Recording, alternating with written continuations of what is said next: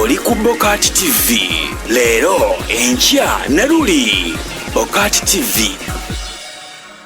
Okay, buterevu oli ku BOCAT TV nze Sula Senyonga mpoza ate okubeera nga nkutusaako ensiike y'aba celebrities ate mpozi ne abantu abakuku abayitusukulumye ku bannaabwe mu buli nsonda mpozi n'amawulire ag'enjawulo ojja wano ku BOCAT TV n'obeera mpozi nga togafuna. Olunaku lwaleero njagala twogereko katono ku story ya Brian White eyatandise okubeera nga ekya trending nga tujja batubawa more details naye nga mbadde muziraba ku platforms ez'enjawulo abawala abavuddeyo okubeera mpozi nga ate bagamba nti Brian White yabawa emirimu ate natandika okubeera nga abawasa oba n'abakabasanya.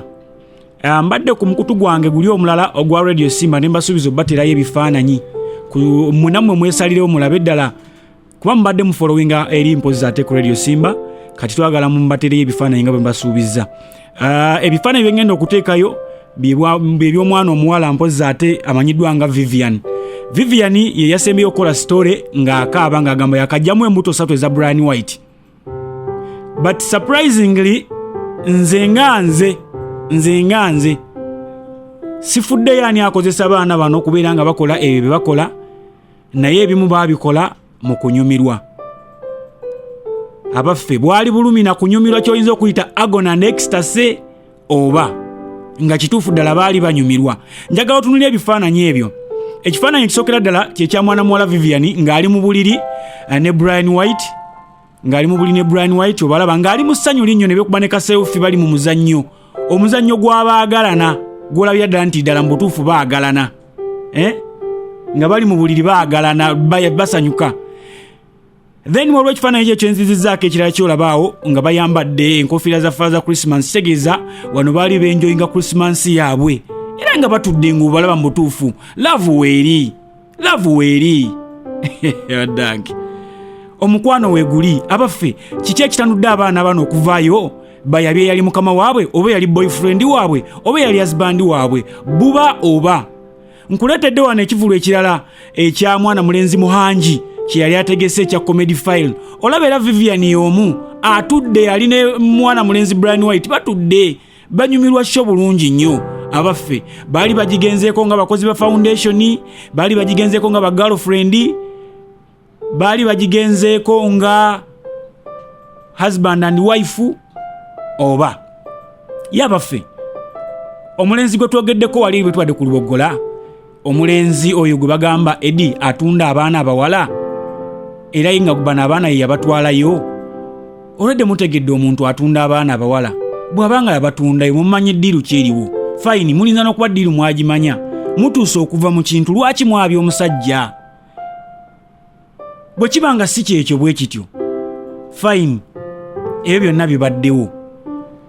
Bubali eri babagudde nti bra yafunye omulala bye yabasuubiza tebyaliwo oba kuba mwakikonyeeko nti yabasuubiza ebintu mu nyumba yabawa bikalu nyumba motoka biki ne mutabifuna.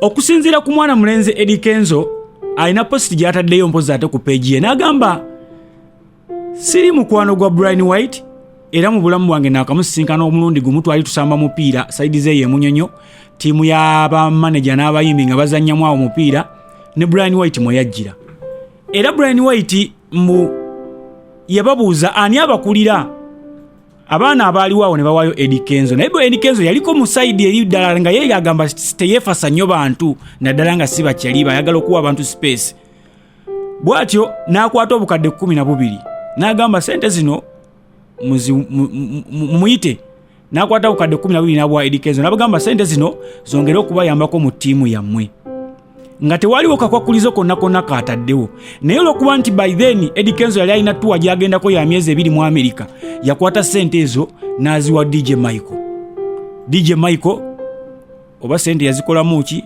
ayizulu. Eyo statement ya Kenzo ye gyakoze naye agamba omusajja ono abadde ng'agaba nga talina bukwakulizo kiki ekyatuuseewo abaana bazze kutta linnya lye oba waliwo ekintu ekiriwo naye nganze Eddie Kenzo saamulaba mu element mbi okuva lwe yatuwa sente ng'ate yali atumiitinga omulundi gwaffe ogusooka ffe nga ffe. So byebyo gwawuliriza ali subscriber wange njagala ondekereyo comment oŋŋambe ebifaananyi okusinziira nga bw'obirabye yali laavu bali just nga bogamba omuntu ali paid basanyukemu bali mu agona next asenga banyumirwa naye nga osanga munange ekintu akikola takyagala naye nga munange alina okukinyumirwa. Kinjagala ondekereyo ku komenti yo awo wansi. Nze Sula Senyonga nkugamba tova ku BOCAT TV tuyama okubeera nga tukuwa ebyo byonna bibeera byakagwawo obeere nga nawe tuwa endowooza yo. Tova ku BOCAT TV beera bulungi. Oli ku BOCAT TV leero enkya na luli. BOCAT TV